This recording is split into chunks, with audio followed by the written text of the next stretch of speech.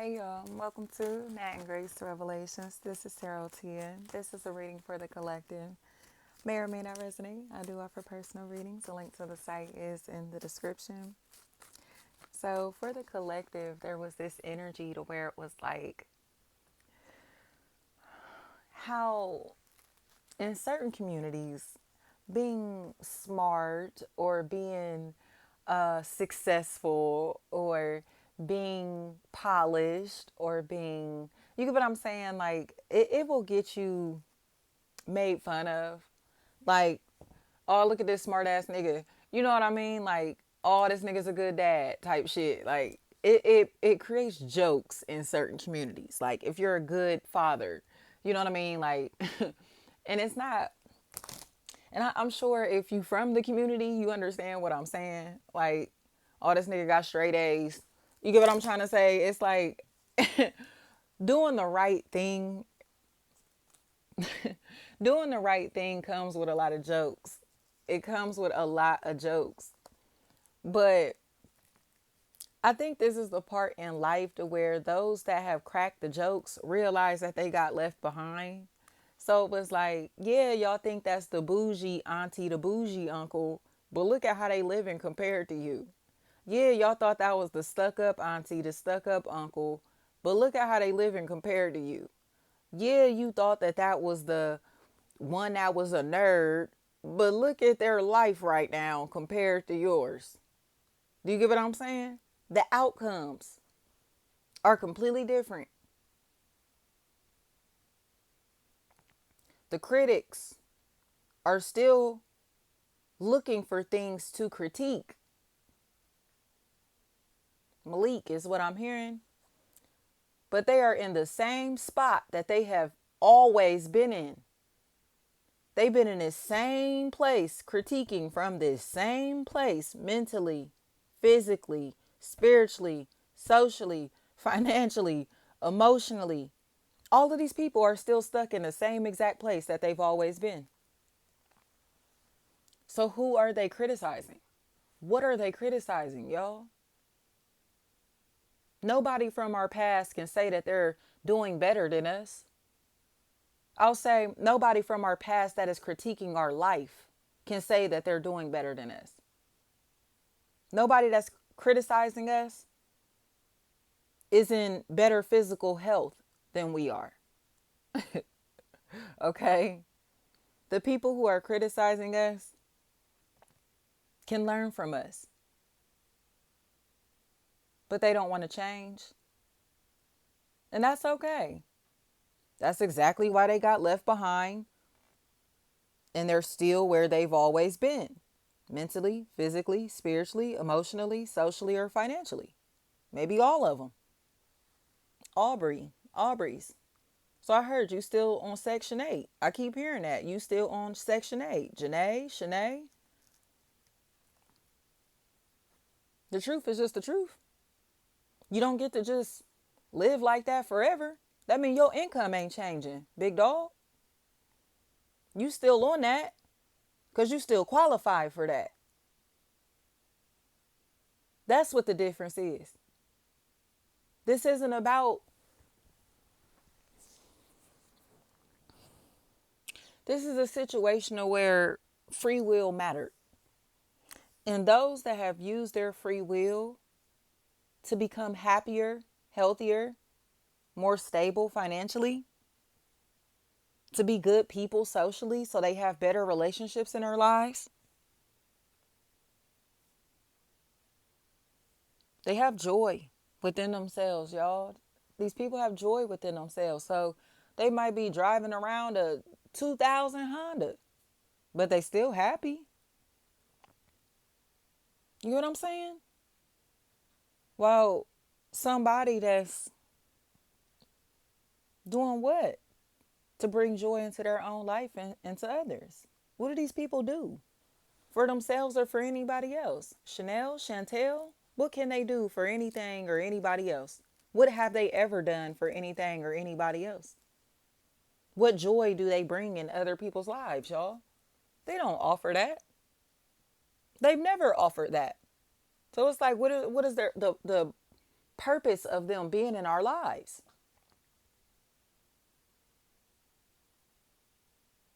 It's dead weight. They are the baggage. And this is the baggage that we release. These are the people that brought emotional damage into our lives, mental stress into our lives, financial distress into our lives. You get what I'm trying to say? They put us in places and spaces to where we were messed up mentally, physically, socially, emotionally, or financially, or spiritually, or all of it. They threw us out of alignment. So they got left behind because we had to heal. We had to get better. And how can you get better and heal around the same person that's abusing you? I can't heal around you. You the same person that's hurting my feelings, breaking my heart. I can't get better around you. Because every time I think I got my heart back in place, you're going to break it again, right? And these don't just have to be romantic relationships. These are relationships with family members, friends, lovers, all of the above. Like, if I know that every time you enter my life, it be cool initially, but then when something go left, or when money get funny, or when you feel some type of way, you start acting a fool, I have to experience that heartbreak all over again, because you're going to treat me the same way that you treated me the last time. Tiana is what I'm hearing. You get what I'm saying? It's like even with toxic relationships with parents or something. It's like if you know that this parent talks to you a certain type of way that makes you feel a certain type of way, and they've done this not once, not twice, not 3 times. You get what I'm saying? You keep going back to form a relationship with these people or with this person because you crave that. You want that. You're supposed to have that, right? But as soon as this person get mad, they ain't got nothing nice to say about you. They talking to you crazy, talking about you crazy, running smear campaigns on you, doing all of the above. Eventually, a smart person is going to say, hey, my brain has to be more powerful than my heart right now. Because every time I'm coming around, again, it's cool, and then it ain't. And when it ain't, this shit is breaking my heart. So I would rather not come around and get my heart broken voluntarily. I'm not going to sign up for you to break my heart. Work, family, friend, or romantically. And these people from our past are expecting us to sign up to get our hearts broken again. Even if they promising not to do it anymore. I promise I'm not going to do that. I promise I'm not going to talk like that. I promise I'm not going to say that. I won't do it again. It's a lot of that. It's a lot of that. I'm not the same. I've changed. It's a lot of that. But again, this ain't the first time. This ain't the second time. This ain't the third time. Do you hear what I'm saying? So at some point, we have to just accept that this is exactly who these people are. We had to accept that. But they won't accept that about themselves. I know I'm a flawed individual. I know I'm moody as shit. I know I love silence, and if I don't get that, it's going to be hell. You get what I'm saying? But it's like, it takes an evolved individual and somebody that's introspective to say, hey, I'm tripping. You get what I'm saying? Like, all right, I'm just irritable today. It ain't really nothing. You ain't do nothing to me or nothing. Like, I just need to be alone. I just need some time to myself. I just need to go recharge. I'm just in a bad mood. Whatever it is, it takes maturity and also like an understanding of self, understanding, right? To be able to say that, to be able to process your emotions to get to that point, to say, y'all ain't doing nothing to me. I'm just in a bad mood. Ain't nobody do nothing to me. I'm just mean as shit, bro. I'm just in a mean mood. Whatever it is, you get what I'm saying? It takes maturity. It takes introspection. And they lack that. But they want to come back into our lives with that lack of introspection. Like, bitch, you're a foul friend. You're a bad friend, a bad family member, bro. Like, a bad lover. Like, I'm not about to kiki with you. I don't want to be your friend. I don't want to be your family member because you have repeatedly shown that you will turn on me in an instant. But why? Why? Because you've always felt some type of way about the joy that I possess. That's all this is. Tyler, they feel some type of way about the joy that we possess. And they cool and hanging with us until they get irritated by our joy. Because they go through trials and tribulations, but they can't maintain their light through it. You get what I'm saying? So they money get funny. They don't know how to still keep a smile on their face. They go through losses and deaths and sufferings in different types of ways, right? They don't know how to keep a smile on their face and still be nice through that shit. But there are some of us that do. Like, I know you ain't the reason my cousin dead. So what do I look like coming to work and be mean to you today? Because this just happened in my personal life. You get what I'm trying to say? I know my partner ain't the reason that is juice spilt on the floor. So I'm going to be mad at them for something that my kids did. You get what I'm trying to say? It's like learning how to take the pain, anger, pain, and aggression out when and where necessary comes with growth. And these are people that still have not grown. They still are not directing their anger, their pain, and their frustrations where it belongs. So they will see us as a punching bag. Sierra, they will see us as a punching bag. And it's like, nah, go argue with your bitch, bro. Go argue with your mama, nigga. Go argue with your daddy, nigga. Go argue with the motherfuckers that ain't doing shit for you. Go argue with the motherfuckers that want to argue with you. You get what I'm saying? Like, we don't get down like that. Whatever this is, go gossip, go argue with them people you be gossiping with. Go gossip around them people that love talking shit about people just like you. Like, go hang with them. Go spend your holidays with them. Go spend your time with them, nigga. Like, period. Period. But they won't accept that. Like, we don't fuck with y'all because y'all gossiped about us, talked shit in different ways, disrespected us, ran smear campaigns on us, starting rumors about us, spreading rumors about us, just because you're envious of the joy that I have in my life. You're not jealous of anything that I have. And that's why they want to shit on us so bad. Because again, it's like, who do you think you are? It's not about anything that we have physically. These bitches lack light. They lack light. So it's like, you ain't even got this. You ain't even got that. You ain't even got no joy inside of your heart, nigga. The fuck are you talking about? Like, I don't care what you have physically or monetarily. Are you happy, bro? Are you happy? Can you wake up and really say, I love myself. I love my life. I love my husband. I love my wife. I love my kids. Nigga, can you really say that? I love what God has blessed me with. Despite what it may look like to others, I love what God has blessed me with. And I feel like when we get into a place to where we're just content, God will find a way to expand our lives. Even when we least expect it. Like, oh, I wasn't even, you know what I mean? Like, I wasn't even, kind of like, for instance, like an example would be like the guy in Detroit that was going to pawn his wedding ring to pay the electric bill. And he wound up like helping out the man that was faking like he was blind. And then he wound up giving him some money in return. Like, I wasn't even really blind. I was just out here like pretty much testing people's character. So he wound up giving him a whole bunch of money. He wound up buying him a car. And yeah, the shit got foul, bro. Like, his family fucked him over for real. His family fucked him over for real. So, but it's not like that part of the story that I'm getting to. It's the fact that this man was so selfless that he was, one, willing to pawn his wedding ring, which of course has sentimental value to him, to be able to keep the lights on for his family, and was still willing to come out of that pawn shop with the money that he made from that wedding ring and give some to some man that he didn't even know. That's God. These people don't understand that we're blessed because we're selfless.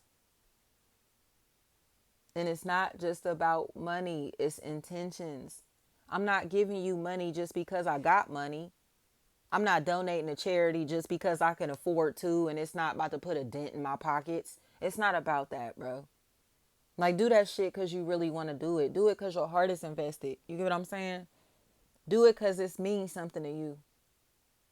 You know what I mean? Build these relationships because they actually matter to you. The people that you bonding with in these relationships actually mean something to you. Don't just do anything just for attention. You get what I'm saying? Like, oh, we be feeding the homeless. Like, I had to explain that to somebody before. Like, one of the most nastiest people that I know goes and feeds the homeless. And it's like, but sit, and this is the same person that I could sit and you go downtown with and see a homeless person sit on the corner like, oh my gosh, I just can't believe it's just so many of them down here. Look at them. Look at that one. They act like that. This is the same person going in there serving these people food or working at the pantries, volunteering and doing shit like that. You don't care about these people. Laughing about they old family members, old neighbor that wound up on drugs and shit. Like, oh, I saw her walking up, da da da da da. Is that funny? But you go feed the homeless, right? Don't serve me no fucking bowl with hatred. Don't serve me no bowl looking down on me. You get what I'm saying? That's the difference here. Don't nobody want to be fed by somebody that's doing it just because they feel like they got to. Don't nobody want to fuck with nobody that's kicking it with them, spending time with them, talking to them because they feel like they have to.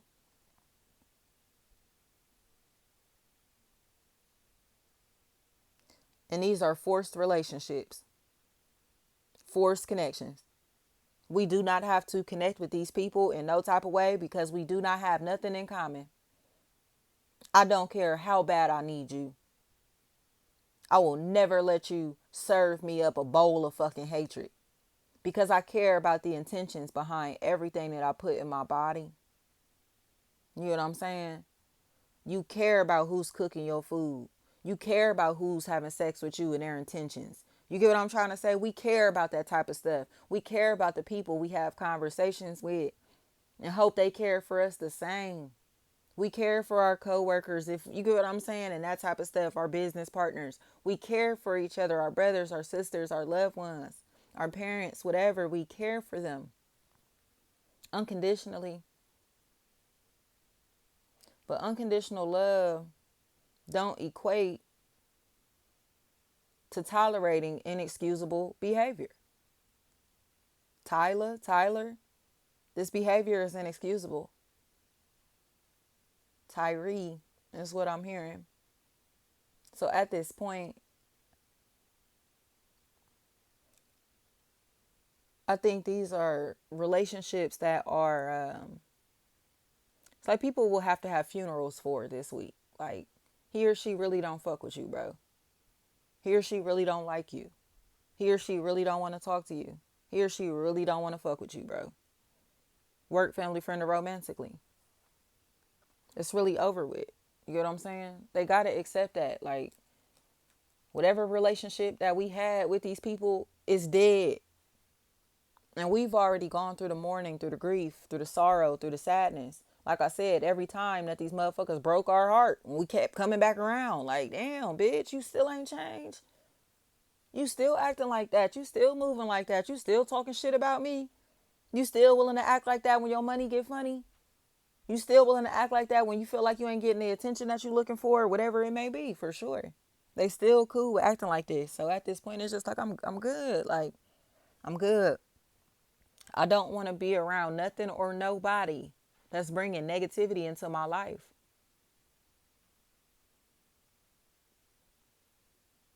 And they don't do nothing but contribute negativity.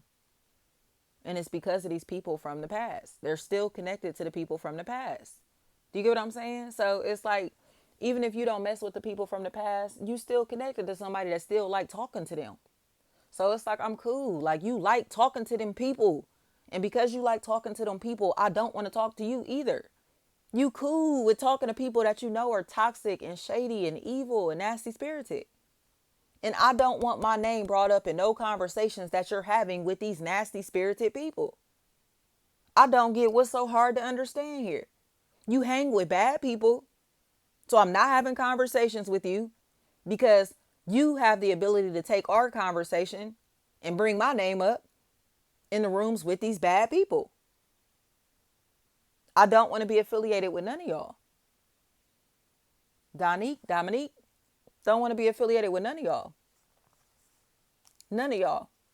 Because they all cool with letting shit slide. And it's very toxic. It's very nasty. It's very demonic. And it's like, how come y'all don't ever address such and such? You get what I'm saying? Why won't y'all address that elephant in the room? Why won't y'all address that demon in the room? Nobody wants to address the toxicity. Like, but you still gonna expect somebody to come around without acknowledging the fact that this person is toxic and nasty spirited? That's what y'all expecting? Tierra is what I'm hearing. Ain't nobody coming around. It's like y'all can address everything but this nasty, hateful energy, this nasty, narcissistic individual, right? That's throwing shade and judgment on everybody, right? Looking for anything and anyone to blame besides this nasty, hateful, narcissistic individual. No, that's the reason these people don't fuck with these other parties in this situation, y'all. So if y'all are trying to figure out like why somebody is like a black sheep or why somebody don't come around their family and friends or the social circle, whatever this is no more, it's because people are cool with protecting a narcissist. They're cool with protecting this very dark spirited demonic individual. Like they really like look out for them and cover them like almost like they armies, they soldiers. So at this point, it just seems like Mont. At this point, it's just like, well, then y'all go have fun together. You feel me? Such and such will never come around to your celebrations, to your holiday events. Like, whatever these things are, they will never come around because these people keep letting this toxic person in. It's like, well, y'all keep welcoming that toxic, nasty spirit around, and such is not coming around because you hang with such and such. Like, you hang with a bitch, and that's why nobody wants to hang with you. Like, whoever this person is, they're a bitch, and that's why nobody wants to go fuck with them. Like, they hang with somebody that is a very nasty spirited individual. So it's just like, well, then that's all you got. You can keep the nasty spirited individual in your life. That's it. You don't get nothing or nobody else because, or this person that you're looking for. You get what I'm saying? Like, if I know that you kicking it with somebody that did me dirty, you the op by default, my nigga. Like, period. Like, if you know that they did this shit to me and you still willing to kiki with them, talk to them, kick it with them like it's cool, I'll never fuck with you again. We ain't gotta have no beef. But just know, bitch, we ain't never gonna be friends again. Like, we ain't never gonna be friends again. You get what I'm saying? Like, I don't know. Like, I don't know. But I tell y'all all the time that I know that I came back into this realm to work on forgiveness. Like, forgiveness is something that I really struggle with.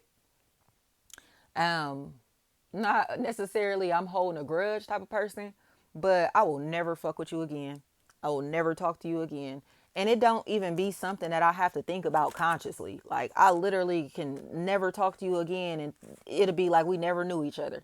You get what I'm saying? Like, that is something that I can do with ease. And I think it's a gift and a curse, but so I ain't telling you to think like me, feel like me, but under these circumstances, this is a hard no for me. Like, I would never fuck with these people again. I would never talk to these people again. I would never kick it with these people again. None of that shit. You know what I mean? And all of it is because it's, again, they just sitting and watching somebody be wrong, dead ass wrong in a situation and not do anything about it, not say anything about it because this is a narcissist and they're all intimidated by this person, threatened by this person, or dependent on this person. And it's like, no, y'all just scared to hurt that bitch feelings. Tell them the truth. Thank you so much.